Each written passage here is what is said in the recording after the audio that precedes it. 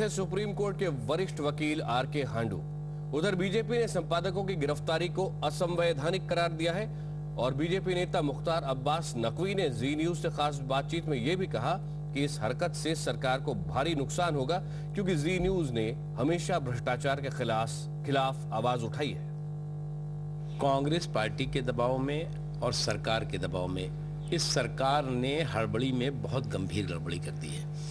मैं मानता हूं कि ये एक तरफा की गई कार्रवाई जहां असंवैधानिक है, गैर कानूनी है, अलोकतांत्रिक है, वहीं इस सरकार और इस सरकार के ताबूत में लगातार ठुक रही कई भ्रष्टाचार के ताबूत में ठुक रही कई कीलों में एक और गंभीर कील ठुकेगी।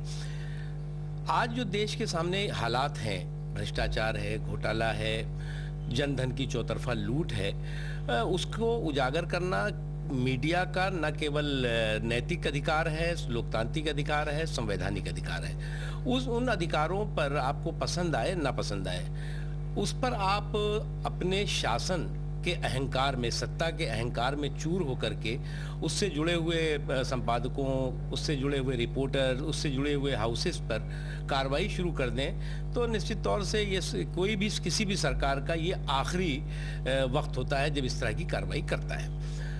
जहाँ तक सवाल है जी न्यूज़ का या और भी मीडिया, मैं तो इसे जी न्यूज़ पर हमला मानते ही नहीं। मैं तो मानता हूँ ये एक क्रूर षड्यंत्रकारी साजिश है और एक क्रूर संदेश है तमाम मीडिया हाउसेस के लिए, तमाम समाचार पत्रों और टीवी चैनलों के लिए जो इस केंद्र सरकार के भ्रष्टाचार और घोटालों को लगातार उजागर करना चाहते हैं कि इसलिए एक बड़े ग्रुप पर हमला करो ताकि और लोग जो है वो चुपचाप बैठ जाएं कि कहीं ऐसा ना हो कि हमारे ऊपर भी ये सरकार हमला करे।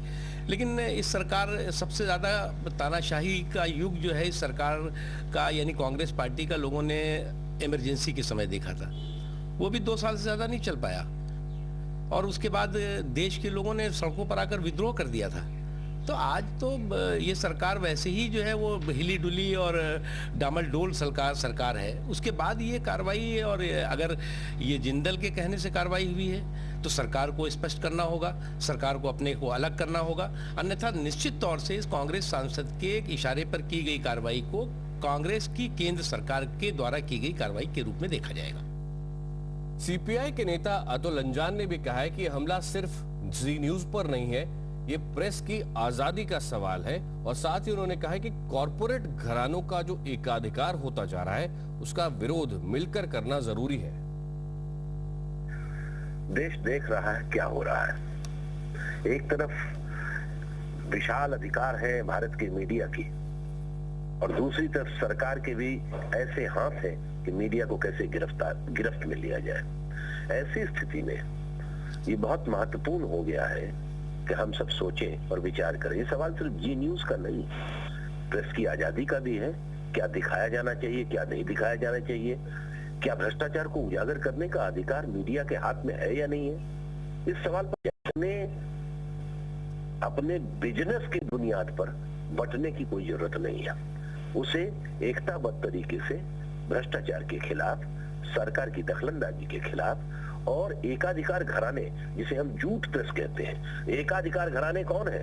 ये इस देश के नवदौलतिया लोग जो हैं, ये जो देश के कॉर्पोरेट घराने हैं, जो इस देश की राजनीति को, इस देश की समाज नीति को, इस देश की मीडिया को, इस देश की जनता को अपनी आगोश में जकड़ लेना चाहते हैं और जैसा चाहे उसकी गर्दन दबा करके गीत गाना के लिए मजबूर करना चाहते हैं।